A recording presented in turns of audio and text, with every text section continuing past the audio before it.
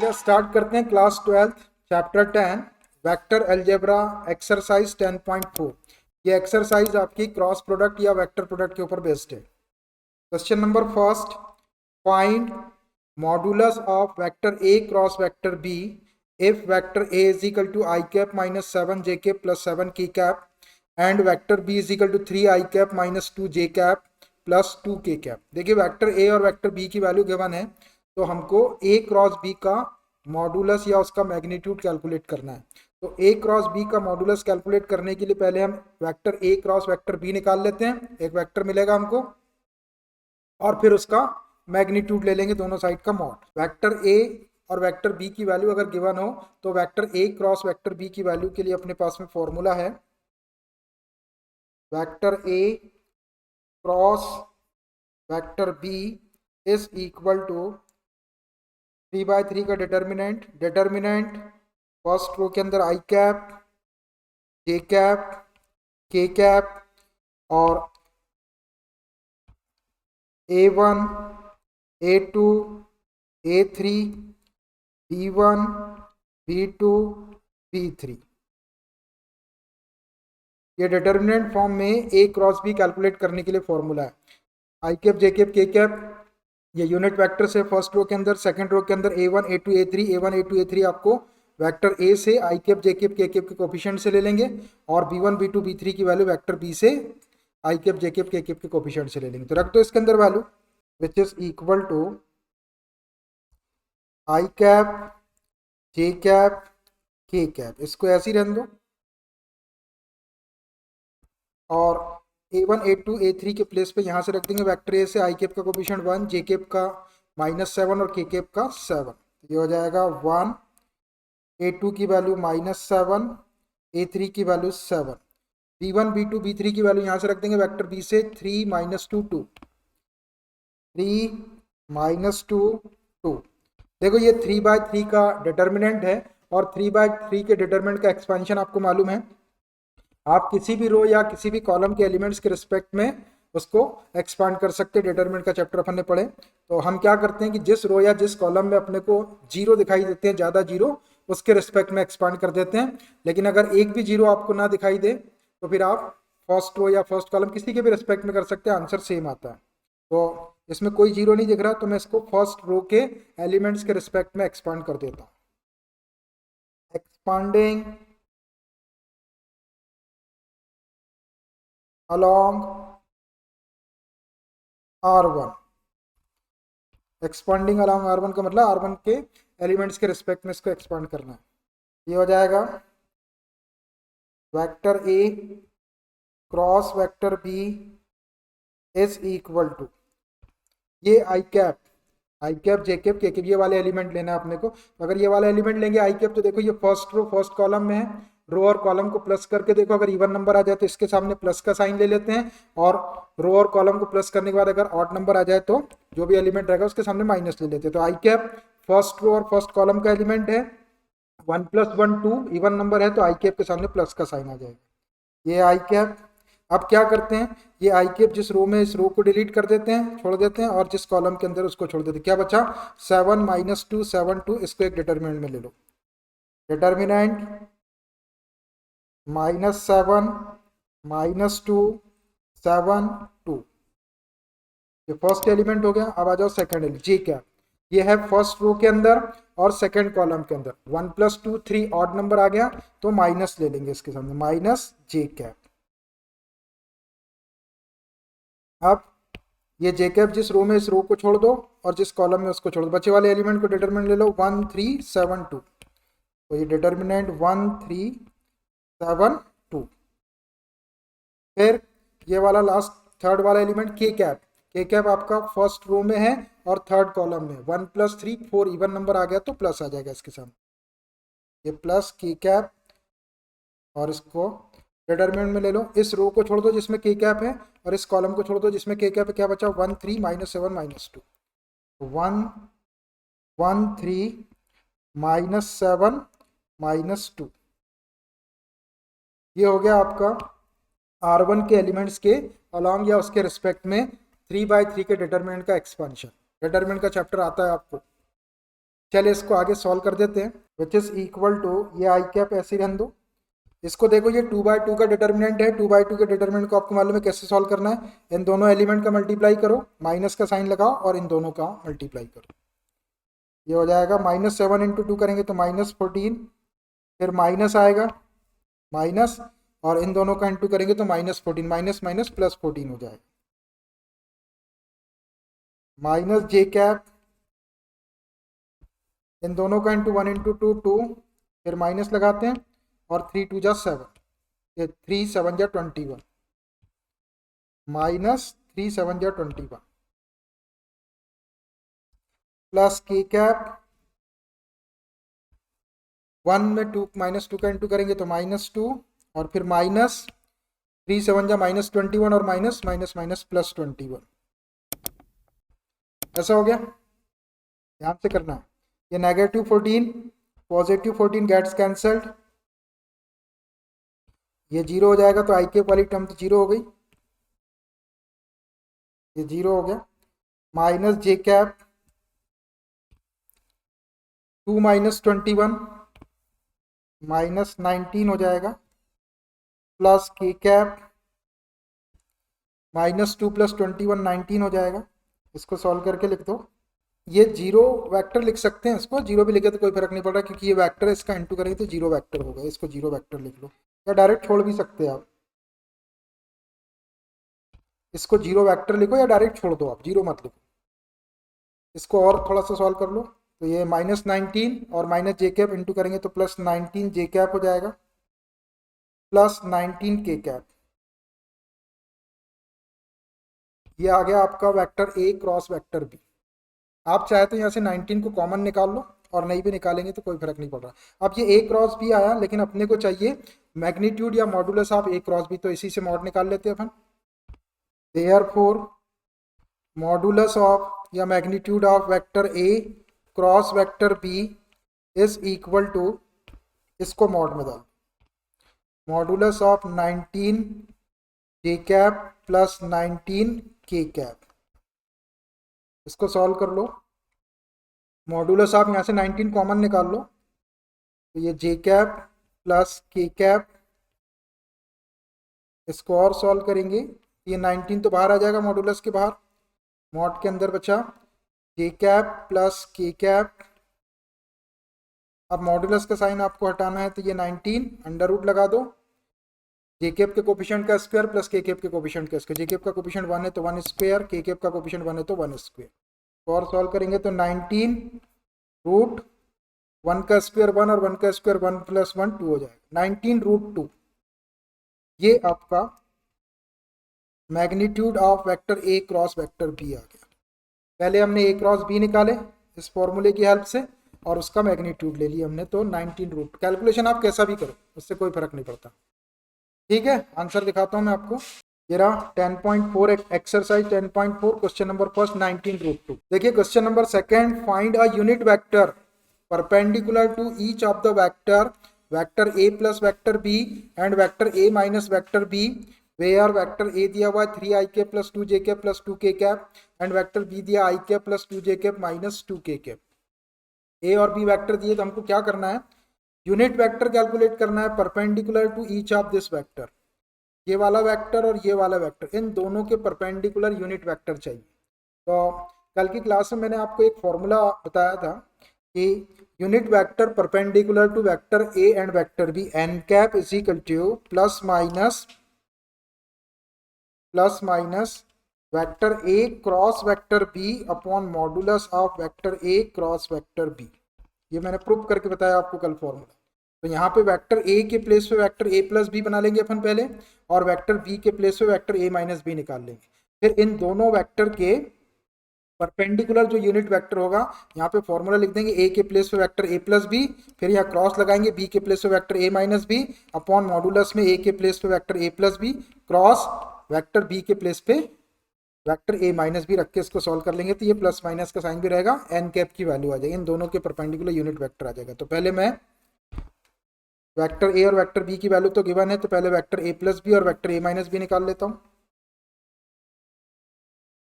Vector A plus vector B is equal to a vector ये वाला है और बी वेक्टर ये वाला, इसको प्लस करके लिख लो 3i plus 2j plus 2k plus vector B को लिख लो i प्लस 2j -2k। इसको सॉल्व कर लो। एक जैसी टर्म्स को आपको प्लस माइनस करना है, 3i plus i 4i 2j plus 2j plus 4j 2k -2k ये कैंसिल हो जाएगा, नेगेटिव और पॉजिटिव, ये नेगेटिव 2k और positive 2k, 4i plus 4j ये आ गया आपका वेक्टर ए प्लस वेक्टर बी आ गया। इसमें k वाली टर्म नहीं आ रही तो आप 0k लिख सकते हैं अगर लिखना चाहे तो इसको, और नहीं भी लिखेंगे तो कोई फर्क नहीं पड़ रहा, लिखना चाहे तो लिख दो प्लस 0k, 0k हो गया, कैंसिल हो गया तो 0k, और नहीं भी लिखेंगे तो कुछ फर्क नहीं पड़ रहा। अब वेक्टर ए माइनस वेक्टर बी भी निकाल लो, and vector A minus vector B is equal to vector a लिख लो और उसमें से बी को माइनस कर दो। तो वेक्टर ए है 3i plus 2j plus 2k, इसमें से वेक्टर बी को माइनस कर दो, इसके साइन चेंज करके लिख दो, तो माइनस i हो जाएगा, प्लस 2j का माइनस 2j हो जाएगा, माइनस 2k का प्लस 2k हो जाएगा। वेक्टर ए माइनस वेक्टर बी का, इसको सॉल्व करके लिख लो 3i minus i 2i 2j minus 2j cancel हो जाएगा, नेगेटिव 2j और पॉजिटिव 2j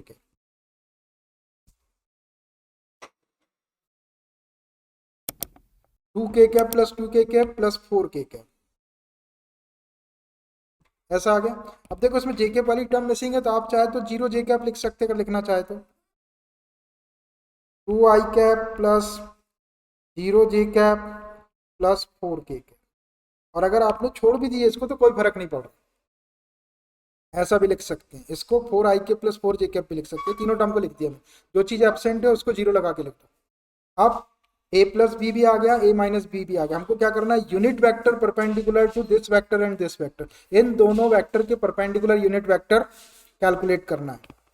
तो डायरेक्ट मैं इसका फॉर्मूला लिखता हूं, therefore unit vector perpendicular to vector a plus b, vector a plus vector b and vector a minus vector b will be, इन दोनों वेक्टर के परपेंडिकुलर वेक्टर क्या होगा, वेक्टर n ये unit vector is equal to plus minus vector a cross vector b रहता है तो a के प्लेस पे ये लिख दो और b के प्लेस पे लिख दो, ये vector a plus vector b cross vector a minus vector b, ये लिख दिया हमने a के प्लेस पे और इसको लिखते b का, upon modulus of vector a cross b होता है, मॉडुलस ऑफ वेक्टर a के प्लेस पे यही वाला लिख दो, vector a plus vector b cross vector b के प्लेस पे vector a minus vector b, vector a minus vector b, और ये मॉड बंद, ठीक है ना, a के प्लेस पे ये और b के प्लेस पे ये, इसको एक इक्वेशन दे दो आप। अब क्या करेंगे अपन कि vector a plus vector b और vector a plus vector b और vector a minus vector b तो अपने पास में, इन दोनों वेक्टर का अपन क्रॉस निकाल लेंगे पहले कोई डिटरमिनेंट वाले फॉर्मूले से, और उसी का मॉड ले लेंगे तो ये वाली वैल्यू दोनों की वैल्यू निकाल के इस इक्वेशन 1 में रख देंगे तो आंसर आ जाएगा, ठीक है। और ये प्लस माइनस है यहाँ। तो अब सबसे पहले vector a plus vector b cross vector a minus vector b निकालते हैं डिटरमिनेंट वाले फॉर्मूले से। Now vector a plus vector b cross vector a minus vector b is equal to determinant of i, j, k, यहाँ पर A1 A2 A3, तो A1 के place पे 4, A2 के प्लेस पे 4 और A3 के प्लेस पे 0। डायरेक्ट रख दे रहा हूँ वैल्यू 4 4 और ये 0, इसलिए मैंने यहाँ पे 0 के कैप लिख दिया था। एंड B1 B2 B3, तो यहाँ से ले लेंगे ये B1 2 B2 0 और B3 4। 2 B2 की वैल्यू 0 और B3 की वैल्यू 4। समझ में आ रहा भाई ये वैल्यू? ये मैंने फॉर्मूला डिटर्मिनेंट आई कैप जे कैप के cap A1 A2 A3 B1 B2 B3 में वैल्यू रख दिया। A प्लस बी से A1 A2 A3 की वैल्यू लिया, A माइनस बी से B1 B2 B3 की वैल्यू लिया। अब ये डिटर्मिनेंट को सॉल्व करना है। मैं इस स्टेप को अगले पेज में ले लेता हूँ। देखिए वही वाला स्टेप है ये। अब ये डिटर्मिनेंट है 3/3 का, इसको एक्सपांड करना है। तो हम किसी भी रो या किसी भी कॉलम के रिस्पेक्ट में एक्सपांड कर सकते हैं, लेकिन जिसमें हमको जीरो दिखाई देते हैं उसके रिस्पेक्ट में करते हैं। तो R1 में तो कोई जीरो नहीं, R2 में एक जीरो है और R3 में भी एक जीरो है। तो C1 में कुछ नहीं है, C2 में एक जीरो है और C3 में एक जीरो है। तो मैं इसको C3 के रिस्पेक्ट में कर देता हूँ, या फिर आप R2 के रिस्पेक्ट में भी कर सकते हैं। C3 के रिस्पेक्ट में करें तो के जीरो और ये सामने आ जाएगा। ठीक, मैं C3 के रिस्पेक्ट में, आप किसी के रिस्पेक्ट में भी कर सकते हैं। किसी ने R1 में कर दिया तो भी आंसर ठीक आएगा, किसी ने R2 में कर दिया तो भी ठीक, R3 में कर दिया तो भी ठीक, C1 में कर दिया तो भी ठीक, C2 में कर दिया तो भी ठीक, C3 में कर दिया तो भी ठीक। तो मैं R2 या C2 या C3 किसी में भी कर देता हूँ। ये C3 में कर देता हूँ। C3 में करने से क्या रहेगा कि जो पहला एलिमेंट आएगा फर्स्ट रो और थर्ड कॉलम का, तो प्लस आएगा, 1 प्लस 1 माइनस 1 प्लस 1 माइनस ऐसा आता है, इसलिए मैं C3 में कर रहा हूँ। एक्सपांडिंग along C3, तो ये क्या हो जाएगा, vector A plus vector B cross vector A minus vector B is equal to, ये वाले एलिमेंट के रिस्पेक्ट में कर रहे हैं। तो ये के कैप के सामने साइन लगाना पड़ेगा, तो ये फर्स्ट रो में है और थर्ड कॉलम में 1 + 3 4 इवन नंबर, तो प्लस का साइन आ गया के कैप। इसका डिटर्मिनेंट ले लो, के कैप जिस रो के अंदर इस रो को छोड़ दो और जिस कॉलम के अंदर इस कॉलम को छोड़ दो, क्या बचा 4 2 4 0 4 2 4 0। अब ये एलिमेंट जीरो है तो इसको छोड़ दो, क्योंकि यहाँ जीरो सामने आएगा आपका प्लस माइनस जो भी, और जीरो का इंटू करेंगे तो जीरो, हम जीरो वाले को छोड़ देते हैं, टाइम बचेगा उससे अपना। ये 4 ले लो, 4 को देखो थर्ड रो में है और थर्ड कॉलम में, 3 + 3 6, तो प्लस का साइन आ जाएगा 4 के सामने, +4। इस रो को छोड़ दो जिसमें 4 है और इस कॉलम को छोड़ दो, क्या आई कैप 4 जे कैप 4, आई कैप 4 जे कैप और ये 4। बस एक जीरो था इसमें, तो दो ही एलिमेंट के लिए करना पड़ेगा। उसके सामने का साइन आपको नंबर ऑफ रो और नंबर ऑफ कॉलम को प्लस करके देखना है। इवन नंबर आए तो प्लस साइन, ऑड नंबर आए तो माइनस साइन लेके करना। चलिए 2/2 के डिटरमिनेंट आगे इसको सॉल्व कर सकते हैं अपन, विच इज इक्वल टू, ये के कैप ऐसे ही है, 4 × 0 करेंगे तो ये तो 0 हो गया, -4 2 = 8। 2/2 का डिटरमिनेंट आता है आपको सॉल्व करते, +4 आई कैप इंटू 4 करेंगे तो 4 आई कैप -4 जे कैप। और सॉल्व कर लो, के कैप का -8 में इंटू करें तो -8 के कैप, 4 का इंटू इसमें कर लो, 4 4 = 16 आई कैप -16 जे कैप, ऐसा आ गया। इसको सीक्वेंस में लिख लो आप, सीक्वेंस में लिख लो, which is equal to i cap वाली टर्म को पहले लिख लो, 16 आई कैप -16 जे कैप और -8 के कैप। कोई चीज़ कॉमन दिख रही तो कॉमन निकाल लो, 8 कॉमन दिख रहा तो 8 कॉमन निकाल लो, बाद में भी निकाल सकते हैं अपन, पहले ही निकाल लो। 16 आई कैप में से 8 निकालेंगे तो 2 आई कैप -2 जे कैप और -k कैप। ये आ गया आपका vector A plus vector B cross vector A minus vector B की वैल्यू, ये वाली आ गई न्यूमरेटर। अब अपने को डिनोमिनेटर चाहिए तो इसी का मॉड लिया हुआ है नीचे, तो ये जो वेक्टर आया अपना ये वाला, इसी का मॉड ले लो, इसी का मॉड ले लो, वैल्यू आ जाएगी और फिर अपन डायरेक्ट वहां पे रख देंगे वैल्यू। या इसी को अपन वहाँ पे रख देते हैं, कहाँ पे, इक्वेशन फर्स्ट में यहाँ रख देते हैं, इसके प्लेस पे रख देते हैं और यही वाले वेक्टर को यहाँ पे मॉड के अंदर रख देते हैं, मॉड को अपन यही सॉल्व कर देंगे। पहले भी निकाल सकता है कोई, from equation first N cap is equal to plus minus A vector A plus vector B cross vector A minus vector B की वैल्यू अपने पास में ये है 8 into 2 I cap minus 2 J cap minus K cap, और यही वाला vector या मॉड में आ गया तो इसको मॉड में लिख दो, mod of 8 into 2 I cap minus 2 J cap और माइनस के कैप। इसको सॉल्व कर दो।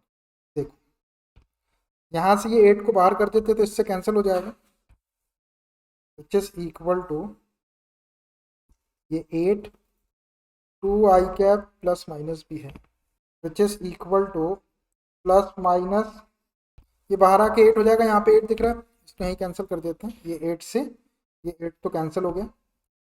अब ऊपर बच गया आपका 2 I cap minus 2 J cap minus K cap. अब देखो यहाँ मॉड के अंदर 2 I cap minus 2 J cap minus K cap है, तो इसका मॉड हटाने के लिए अंडर रूट आई कैप के कोफिशिएंट का स्क्वायर 2 है, 2 का स्क्वायर 4 प्लस जे कैप के कोफिशिएंट का स्क्वायर माइनस 2 का स्क्वायर करेंगे 4 प्लस के कैप के कोफिशिएंट का स्क्वायर माइनस 1 का स्क्वायर करेंगे +1। इसको थोड़ा सॉल्व करके लिख दो, विच एम्प्लाइज ये एन कैप की वैल्यू चल रही है प्लस माइनस ऊपर बचा 2 I cap minus 2 J cap और माइनस के कैप अपॉन 4 4 8 और 1 9, 9 का स्क्वायर रूट लेंगे तो 3 आ जाएगा। इसको 3 से अलग अलग डिवाइड कर दो और ये प्लस माइनस का भी इंटू कर दो। Finally N cap is equal to plus minus 2/3 I cap. अब देखना ये माइनस में इंटू करेंगे प्लस का तो ऊपर माइनस हो जाएगा, माइनस का माइनस में करेंगे तो बस तो माइनस प्लस हो जाएगा, माइनस प्लस 2/3 जे कैप, और ये माइनस का इंटू प्लस में करेंगे तो माइनस हो जाएगा, माइनस का माइनस में करेंगे तो प्लस, माइनस प्लस 1/3 के कैप। ऐसा होगा, ये आ गया आपका वेक्टर ए प्लस वेक्टर बी और वेक्टर ए माइनस वेक्टर बी के परपेंडिकुलर यूनिट वेक्टर। ऐसा आप सॉल्व कर देंगे। ये प्लस माइनस का इंटू कर दिए, नहीं भी करते तो यहाँ भी अगर रहता प्लस माइनस तो भी ठीक है। देख लेते हैं आंसर। ये रहा सेकंड नंबर का question, plus minus 2/3 I cap minus plus 2/3 J cap minus plus 1/3 के कैप आ गया। देखिए question number third, if a unit vector vector A, देखिए वेक्टर ए जो है ये एक यूनिट वेक्टर, मतलब इसका मॉडुलस 1 के इक्वल लिख सकते हैं अपन, या इसका मैग्नीट्यूड 1 के equal, makes angles π/3 with i cap. ये जो यूनिट वेक्टर ए है ये एंगल बनाता है आई कैप के साथ कितना π/3, और आई कैप कहाँ रहता है एक्स एक्सिस के अलॉन्ग रहता है, मतलब एक्स एक्सिस के साथ में π/3 का एंगल बना रहा है। π/4 विद जे कैप कहाँ रहता है वाई एक्सिस के अलॉन्ग यूनिट वेक्टर रहता है, तो वाई एक्सिस के साथ में या जे कैप के साथ में π/4 का एंगल बना रहा है। And acute angle theta, acute angle theta मतलब 0 से बड़ा और 90 से छोटा एंगल थीटा विद के कैप, मतलब जेड एक्सिस के साथ में थीटा एंगल बना रहा है। देन फाइंड थीटा, तो आपको ये जो थीटा है एक्यूट एंगल इसकी वैल्यू फाइंड आउट करना है। एंड हैंस, और फिर ये जो थीटा आप कैलकुलेट करेंगे इसी की हेल्प से द कंपोनेंट्स ऑफ वेक्टर ए के कंपोनेंट्स कैलकुलेट करना। अब यहाँ पर ये नहीं लिखा है कि वेक्टर ए के स्केलर कंपोनेंट चाहिए या वेक्टर कंपोनेंट चाहिए, तो हम दोनों लिख देंगे, स्केलर भी लिख देंगे और वेक्टर भी लिख देंगे। पहले हमको वेक्टर ए कैलकुलेट करना पड़ेगा, और वो वेक्टर ए कैसा है यूनिट वेक्टर, यूनिट वेक्टर का मतलब उसका मैग्नीट्यूड निकाला जाए तो 1 के इक्वल होगा। चलिए एक डायग्राम के थ्रू देखिए इसको। मान लीजिए ये 3 डायमेंशनल स्पेस है, ओ एक्स वाई और ये जेड। देखिए आई कैप जो रहता है वो एक्स एक्सिस की पॉजिटिव डायरेक्शन में, ये यूनिट वेक्टर है एक्स एक्सिस की डायरेक्शन में आई कैप, और जे कैप जो रहता है वो वाई एक्सिस के अलॉन्ग रहता है, वाई एक्सिस की डायरेक्शन में यूनिट वेक्टर जे कैप, और जेड एक्सिस की डायरेक्शन में यूनिट वेक्टर के कैप रहता है। ये 3 यूनिट वेक्टर रहते हैं। अब एक वेक्टर ए है जो इस आई कैप के साथ में π/3 का एंगल बना रहा है, इस जे कैप के साथ में π/4 का बना रहा है, और के कैप के साथ में थीटा एंगल बना रहा है। तो हमको वेक्टर ए चाहिए, तो हमको थीटा की वैल्यू फाइंड आउट करना है और बाद में वेक्टर ए के कंपोनेंट भी चाहिए। तो एक वेक्टर बना लेता हूँ मैं यहाँ पे, मान लीजिए ये वाला वेक्टर ए है, ये है वेक्टर ए। ये कैसा है, ये यूनिट वेक्टर, इसका जब मॉड निकालेंगे तो 1 के इक्वल है। अब ये वाला जो वेक्टर है ये आई कैप के साथ में ये वाला एंगल बना रहा है। ये एंगल कितना दिया हुआ है, पाई/3 दिया हुआ है। जे कैप के साथ में पाई/4 का एंगल बना रहा है और के कैप के साथ में थीटा का एंगल बना रहा है वेक्टर ए। तो इस थीटा की वैल्यू कैलकुलेट करना है पहले और बाद में वेक्टर ए का कंपोनेंट्स भी लिखना है। तो अब देखिए अपने पास में एक फॉर्मूला अपन ने प्रूव किए थे कि किसी लाइन की, किसी डायरेक्टेड लाइन की या किसी वेक्टर की जो डायरेक्शन कोसाइंस रहती है LMN, उसके स्क्वायर का सम एग्जैक्टली 1 के इक्वल होता है।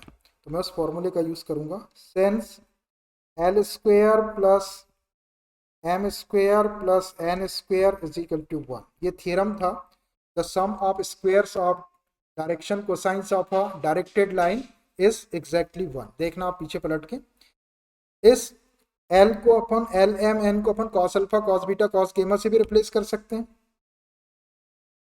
तो ये कॉस स्क्वायर अल्फा लिख दिए L स्क्वायर को, प्लस M स्क्वायर को कॉस स्क्वायर बीटा लिख सकते हैं, प्लस N स्क्वायर को कॉस स्क्वायर गेमा लिख सकते हैं, इज इक्वल टू 1 लिख सकते हैं अपन ऐसा।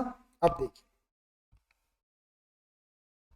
Cos square alpha, alpha angle क्या होता है, जो डायरेक्टेड लाइन रहती है वो एक्स एक्सिस की पॉजिटिव डायरेक्शन के साथ में जो एंगल बनाते हैं, इतना एंगल बना रही है अल्फा। अल्फा कितना, पाई/3, तो अल्फा की प्लेस पे रख दो पाई/3, कॉस स्क्वायर पाई/3 प्लस कॉस स्क्वायर बीटा।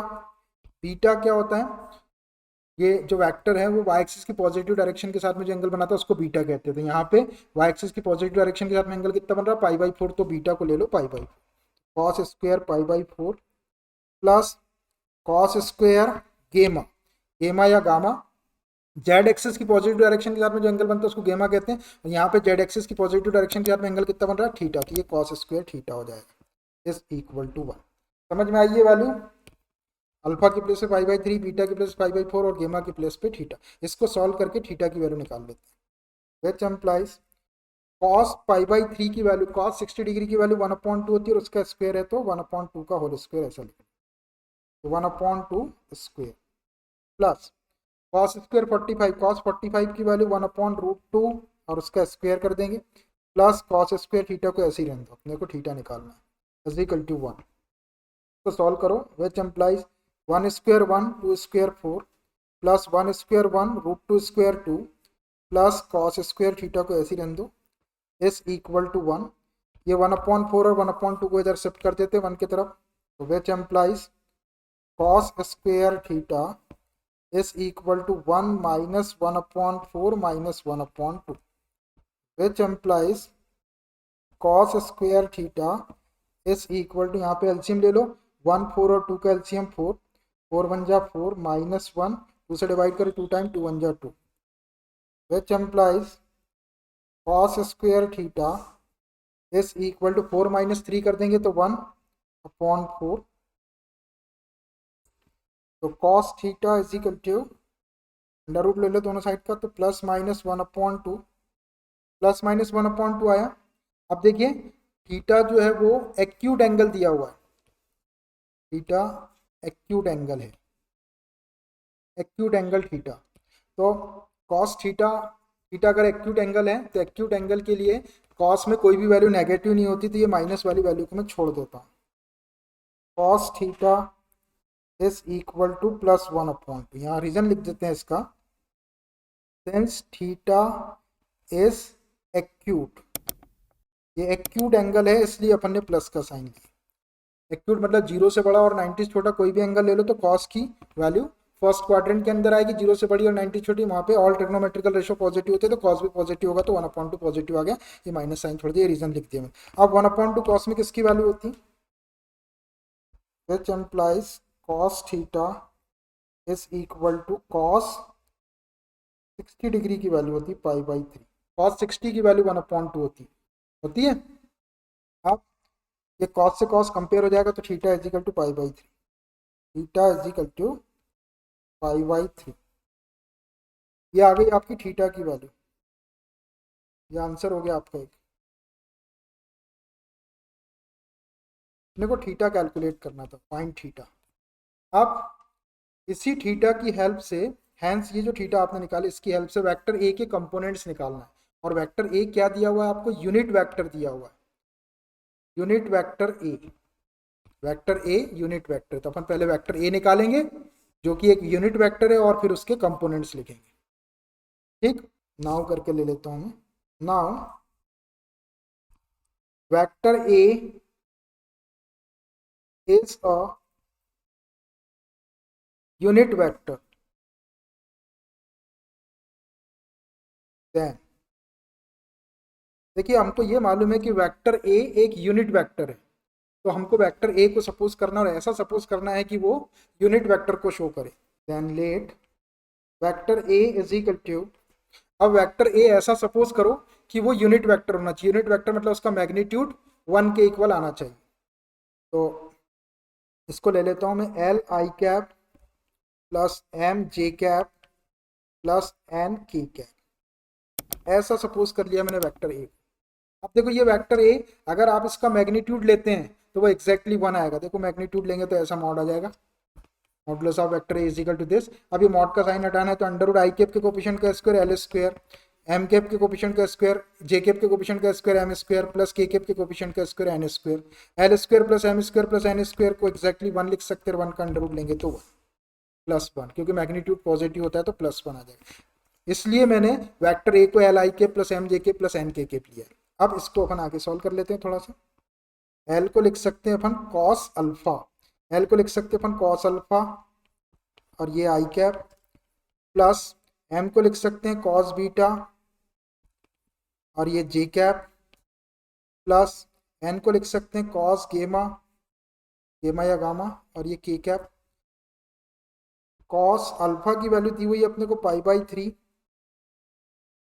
आई कैप, प्लस कॉस बीटा की वैल्यू दी हुई है पाई बाई फोर ये जे कैप, प्लस कॉस गेमा की वैल्यू दी हुई है थीटा, और थीटा की वैल्यू अपन ने निकाल ली है पाई बाई थ्री। इसी का यूज करना है, हैंस बोला उसने थीटा आया हैंस, तो इसी थीटा का यूज करना है। वैल्यू रख दिया मैंने, इसको सॉल्व कर ले तो थीटा के प्लेस पे कितना पाई बाई थ्री रख देंगे, तो ये हो जाएगा आपका which is equal to cos 60 degree की वैल्यू 1/2 और ये आई कैप, प्लस कॉस 45 की वैल्यू 1/√2 ये जे कैप, प्लस कॉस थीटा के प्लेस पे रख दो पाई बाई थ्री। सॉल्व कर लेते हैं और ये के कैप और सॉल्व करो इसको, 1/2 आई कैप प्लस 1/√2 जे कैप और कॉस 60 डिग्री की वैल्यू 1/2 और ये के कैप। मैं लिख देता हूँ मैं, since theta is equal to pi by three, इसका यूज़ किए अपन, ये कैलकुलेट किए पहले और इसका यूज़ किए। तो देखो ये आपका वेक्टर ए आ गया, ये आ गया आपका vector A.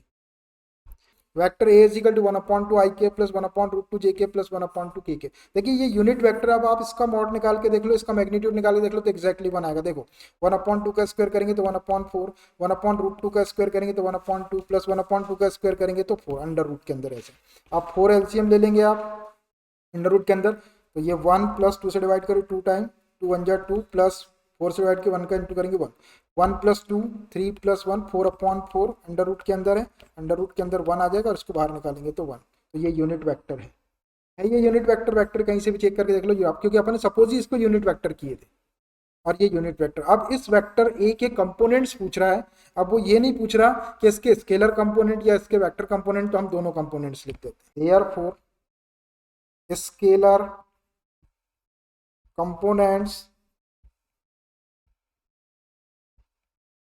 Of vector A is equal to क्या हो जाएंगे, स्केलर कंपोनेंट 1/2 1/√2 1/2, 1/2 1/√2 1/2, और वेक्टर कंपोनेंट भी लिख दो, एंड वेक्टर कंपोनेंट्स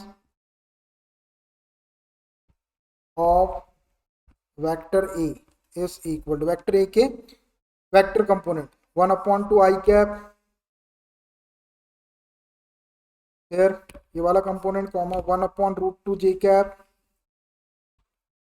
और ये वाला कंपोनेंट 1/2 के कैप। ये हमने कंपोनेंट लिख दिए, आपके आंसर से दोनों लिख दिए। उसको जो चेक करना होगा, कभी कभी वो केवल वेक्टर कंपोनेंट पूछता है तो वेक्टर लिखो, कभी कभी वो केवल स्केलर कंपोनेंट पूछता है तो स्केलर लिखो, कुछ नहीं पूछता है तो दोनों लिख दो। पहले भी किए अपने ऐसे क्वेश्चन। आंसर दिखाता हूँ मैं आपको। ये रहा क्वेश्चन नंबर 3, पाई/3 आ गया थीटा, और ये स्केलर कंपोनेंट लिखा है 1/2, 1/√2 और 1/2। उसने वेक्टर कंपोनेंट नहीं लिखा, अपन ने वेक्टर कंपोनेंट भी लिखे। अपन ने स्केलर कंपोनेंट ये लिख दिया और ये वेक्टर कंपोनेंट लिख दो, आपको कोई दिक्कत नहीं। देखिए question number 4, show that, prove करना है आपको, vector A minus vector B cross vector A plus vector B is equal to 2 times vector A cross vector B. इसको इसके इक्वल प्रूव करना है, तो मैं इसका लेफ्ट साइड ले लेता हूँ ये वाला, और राइट साइड आ जाएगा। Taking LHS, left hand side is equal to vector A minus vector B cross vector A plus vector B. देखिए वेक्टर में अगर क्रॉस लगा है तो क्रॉस ही लगाना है आपको, डॉट लगा रहेगा तो डॉट लगाना अपनी मर्जी से, डॉट को क्रॉस और क्रॉस को डॉट नहीं करना है, क्योंकि डॉट प्रोडक्ट और क्रॉस प्रोडक्ट अलग अलग होता है। अब देखिए इस वेक्टर ए का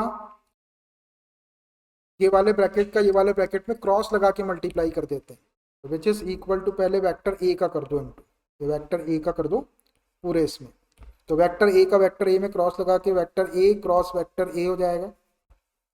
फिर इस वेक्टर ए का प्लस वेक्टर बी में कर लो, दोनों प्लस है तो प्लस वेक्टर ए क्रॉस वेक्टर बी। फिर ये माइनस वेक्टर बी का करना है, माइनस वेक्टर बी का पहले ए में करेंगे और फिर बी में, तो माइनस प्लस माइनस हो जाएगा vector B cross vector A, जो वेक्टर पहले है उसको पहले ही लिखना है, बी पहले है तो बी पहले ही आएगा। फिर माइनस वेक्टर बी का प्लस वेक्टर बी में करेंगे तो minus plus minus vector B cross vector B.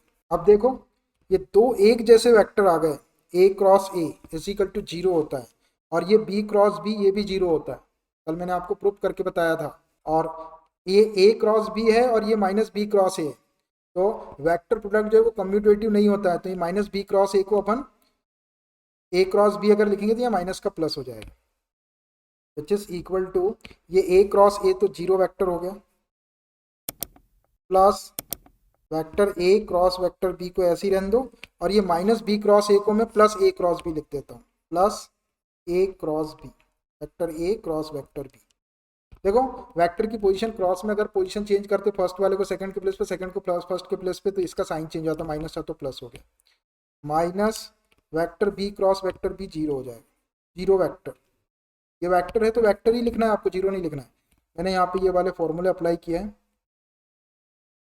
Sense vector A cross vector A is equal to 0 vector, ऐसे ही आपका बी क्रॉस बी भी 0 हो जाएगा, and vector A cross vector B is equal to minus vector B cross vector A होता है, तो ये माइनस बी क्रॉस ए था तो उसको ए क्रॉस बी लिख दिया, 0 0 वाले को छोड़ दो, ए क्रॉस बी और ए क्रॉस बी 2 टाइम्स है तो 2 टाइम्स ए क्रॉस बी हो जाएगा, which is equal to 2 times vector A cross vector B.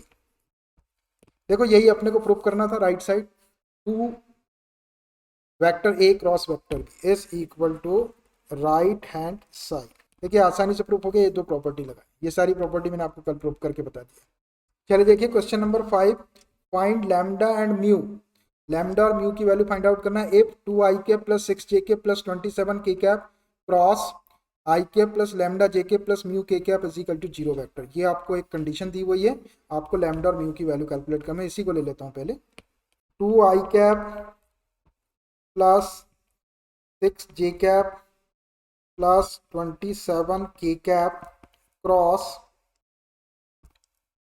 i cap plus lambda j cap plus mu k cap is equal to 0 vector. 0 vector है तो 0 vector ही लिखेंगे, क्योंकि cross लगाया तो इधर 0 वेक्टर आएगा।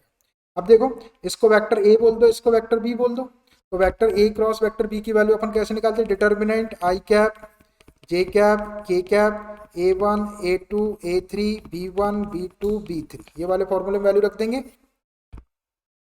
विच एम्प्लाइज, ये डिटर्मिनेंट बना लो 3/3 का, आई कैप, जे कैप, के कैप,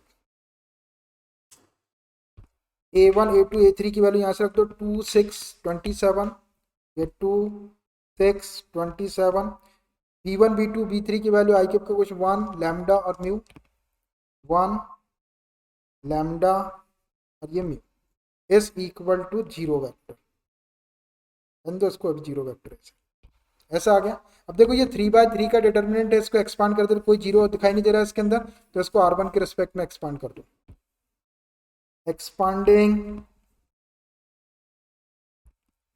along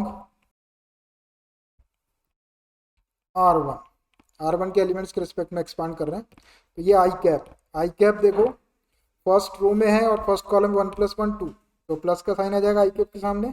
डिटरमिनेंट ले लो इसका, कैसे लेते हैं, delete this row and this column, जिस रो के अंदर आई कैप है उसको छोड़ दो, जिस कॉलम के अंदर उसको, क्या बचा 6 लैम्डा 27 म्यू, इसको डिटरमिनेंट में ले लो 6 लैम्डा 27 म्यू।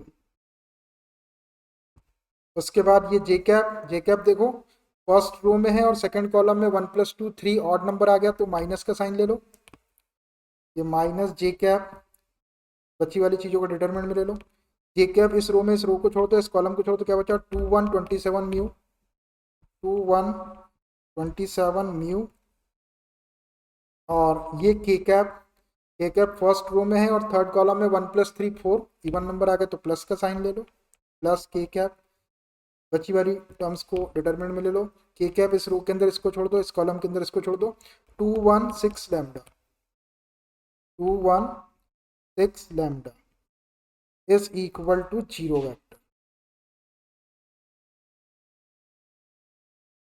अब ये 2/2 के डिटरमिनेंट आगे इसको सॉल्व कर लेते हैं, इन दोनों का मल्टीप्लाई माइनस इन दोनों का मल्टीप्लाई, इन दोनों का मल्टीप्लाई माइनस इन दोनों का मल्टीप्लाई, इन दोनों का मल्टीप्लाई माइनस इन दोनों का मल्टीप्लाई, 2/2 का डिटरमिनेंट एक्सपांड करते आता है आपको, विच एम्प्लाइज ये i cap 6 mu minus 27 lambda minus j cap, इन दोनों का इंटू करो 2 म्यू माइनस 27 प्लस के कैप, इन दोनों का इंटू करो, इसको माइनस करो, 2 lambda minus 6 is equal to 0 vector.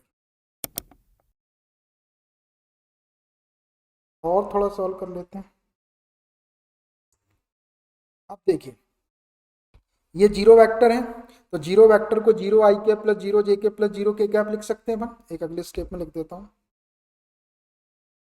ये i cap 6 mu minus 27 lambda minus j cap 2 mu minus 27 plus के cap 2 lambda minus 6 is equal to, ये 0 वेक्टर को 0 i cap plus 0 j cap plus 0 k cap ऐसा लिख सकते हैं। अब देखो इसका मतलब भी 0 वेक्टर ही होगा, या ऐसा इसलिए करते क्योंकि अपने को लैम्डा और म्यू की वैल्यू चाहिए और यहाँ कुछ है ही नहीं, कंडीशन एक ही थी अपने पास में, तो अब हम क्या करते हैं कि दोनों साइड, इधर के साइड में मैंने 0 वेक्टर को ऐसे लिख दिया।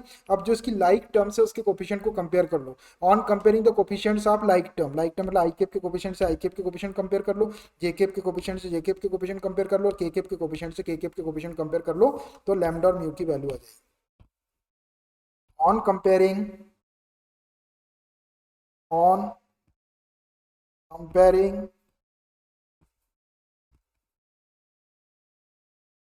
the coefficients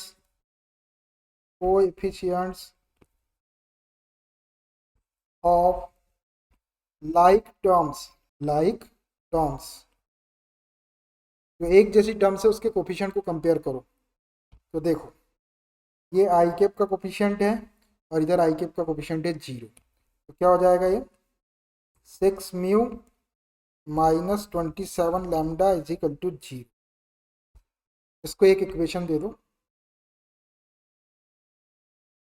फिर जे कैप का कोफिशिएंट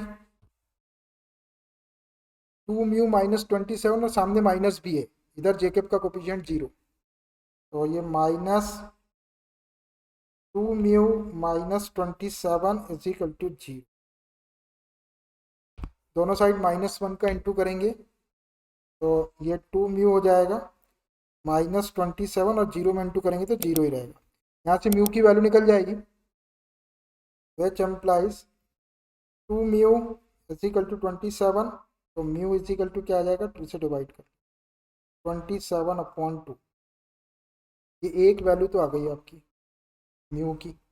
अब अपने को लैम्डा भी चाहिए, एक टर्म और बची, उसको भी कंपेयर कर लो। के का कोफिशिएंट 2 लैम्डा -6 है और यहाँ के का कोफिशिएंट 0 है। यहाँ ले लेता हूँ मैं, एंड के कैप का coefficient 2 lambda -6 is equal to 0। ये 2 लैम्डा -6 और ये 0, इसको सॉल्व करके लैम्डा की वैल्यू निकाल लो। 2 लैम्डा इज इक्वल टू -6 को शिफ्ट करेंगे तो +6, 2 से डिवाइड कर दो तो लैम्डा इज इक्वल टू 3। बस तीनों टर्म कंपेयर हो गई, और म्यू की वैल्यू भी आ गई और लैम्डा की वैल्यू भी आ गई। आप चाहे तो देयरफॉर करके लिख सकते हैं, therefore mu is equal to 27/2 and lambda is equal to 3। बस यही आपके आंसर्स हो गए। अलग से लिखेंगे तो ठीक, नहीं भी लिखे तो कोई फर्क नहीं पड़ता। तो ऐसे कर, जीरो वेक्टर को आप 0 i के प्लस 0 j के प्लस 0 k कैप लिख सकते। आंसर दिखाता हूँ मैं आपको, ये रहा फिफ्थ वाला 3,27/2। Question number 6, given that vector a dot vector b is equal to 0 and vector a cross vector b is equal to 0 vector. Dot product है इसलिए 0 दिया हुआ है, a और b का क्रॉस प्रोडक्ट 0 वेक्टर के इक्वल दिया। What can you conclude about the vectors vector A and vector B. तो वेक्टर ए और वेक्टर बी के बारे में आप क्या कंक्लूजन निकाल सकते हैं कि किस टाइप के वेक्टर होंगे। दोनों कंडीशन को अपन डिस्क्राइब कर लेते हैं। पहली कंडीशन है vector A dot vector B is equal to 0। देखिए, दो वेक्टर्स का डॉट प्रोडक्ट अगर 0 के इक्वल हो तो इसका मतलब ये होता है कि दोनों वेक्टर आपस में परपेंडिकुलर होते हैं। तो therefore vector A is perpendicular to vector B, ऐसा हो गया। अब दूसरी कंडीशन लेता हूं मैं ये वाली, and vector A cross vector B is equal to 0 vector. देखिए, दो वेक्टर्स का क्रॉस प्रोडक्ट अगर 0 के इक्वल हो तो उसका मतलब ये होता है कि वेक्टर ए और वेक्टर बी कैसे होंगे, पैरेलल वेक्टर होंगे। Therefore vector A is parallel to vector B.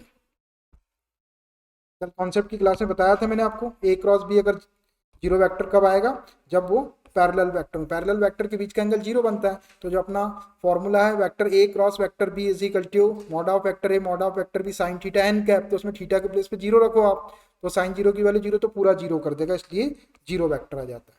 तो दो वेक्टर अगर पैरेलल होंगे तो उसका क्रॉस प्रोडक्ट 0 के इक्वल होगा। तो ए cross b is equal to 0 vector का मतलब vector A is parallel to vector b, और a dot b is equal to 0 का मतलब vector A is perpendicular to vector. अब देखिए, वेक्टर ए वेक्टर बी के परपेंडिकुलर भी है और वेक्टर ए वेक्टर बी के पैरेलल भी है। तो हाउ इज इट पॉसिबल, क्या ये पॉसिबल है?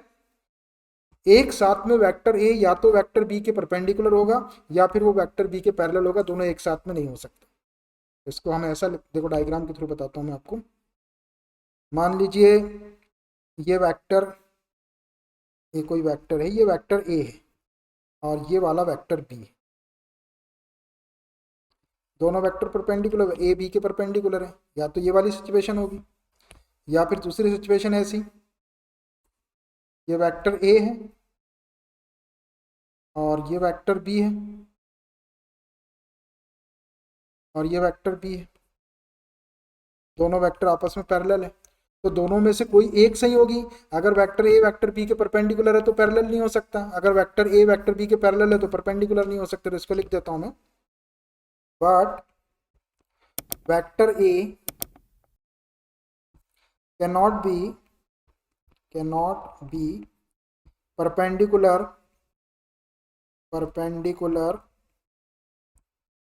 and parallel to vector b simultaneously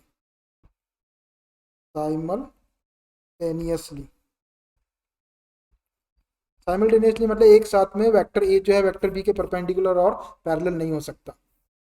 तो अब यहाँ से अपन ने ये कंक्लूजन तो निकाल लिए, अब अपन क्या बोल सकते हैं इसको और आगे ये तो मैंने आपको बता दिया। अब ये वेक्टर ए और वेक्टर बी के बारे में कंक्लूजन तो ये निकल गया अपना, लेकिन बुक में आंसर थोड़ा सा अलग दिया हुआ है, तो मैं उसके अकॉर्डिंग आपको आंसर लिख के बता देता हूँ। अब देखिए वेक्टर ए और वेक्टर बी दोनों का डॉट प्रोडक्ट 0 है, इसका मतलब क्या होगा कि वेक्टर ए 0 के इक्वल होगा, वेक्टर ए 0 वेक्टर होगा, और वेक्टर बी 0 वेक्टर होगा। दोनों में से कोई भी एक वेक्टर 0 होना चाहिए। अगर ये वाला 0 हो गया तो इसको भी 0 कर देगा वो, और ये वाला 0 हो गया आपका तो इसको 0 कर देगा। तो वेक्टर ए 0 के इक्वल हो या फिर वेक्टर बी 0 वेक्टर के इक्वल हो, और बोथ 0, बोथ 0 वेक्टर, 0 वेक्टर, दोनों भी 0 वेक्टर, ये भी 0 वेक्टर हो और ये भी 0 वेक्टर। अब देखो दोनों कंडीशन को सेटिस्फाई करता है। वेक्टर ए 0 है, ये अगर वेक्टर ए 0 हो गया या फिर वेक्टर बी 0 हो गया तो ये कंडीशन सेटिस्फाई हो जाएगी, या फिर दोनों वेक्टर 0 हो गए तो भी कंडीशन सेटिस्फाई हो जाएगी। अब ये वाली कंडीशन में vector A cross vector B is equal to 0 vector के लिए वेक्टर ए अकेला 0 हो गया, इसका क्रॉस इसके साथ निकाले तो भी 0 वेक्टर आ जाएगा। वेक्टर बी अगर 0 हो गया, इसका इसके साथ क्रॉस निकाले तो भी 0 वेक्टर आ जाएगा। और दोनों वेक्टर 0 हो गए तब भी ये a cross b is equal to 0 vector आ जाएगा, और a dot b is equal to 0 आ जाएगा। तो वेक्टर ए अगर 0 वेक्टर के इक्वल है, वेक्टर बी भी 0 के इक्वल है, और दोनों भी आपके 0 के इक्वल है, तो देयरफॉर अपन क्या बोल सकते हैं इसको, इनका मैग्नीट्यूड क्या होगा, modulus of vector A is equal to 0 और modulus of vector B is equal to 0। तो ये अपना कंक्लूजन निकल गया कि वेक्टर ए और वेक्टर बी का जो मैग्नीट्यूड है वो 0 के इक्वल होगा, क्योंकि दोनों भी 0 वेक्टर हो सकते हैं। वेक्टर ए 0 होगा या वेक्टर बी 0 होगा या दोनों 0 होंगे, तो ये इसका कंक्लूजन हो गया। वैसे ये कंक्लूजन ये सफिशियंट था, but vector A can not be perpendicular to both to parallel, but vector A can not be perpendicular and parallel to vector B simultaneously. लेकिन बुक में आंसर ऐसा दिया है तो मैंने ये भी आपको बता दिया। बुक का आंसर दिखा देता हूँ मैं आपको, ये रहा, either vector A is equal to 0 और vector B is equal, either लिख सकते हैं आप, तो ये 0 हो या फिर ये 0 या फिर दोनों भी 0।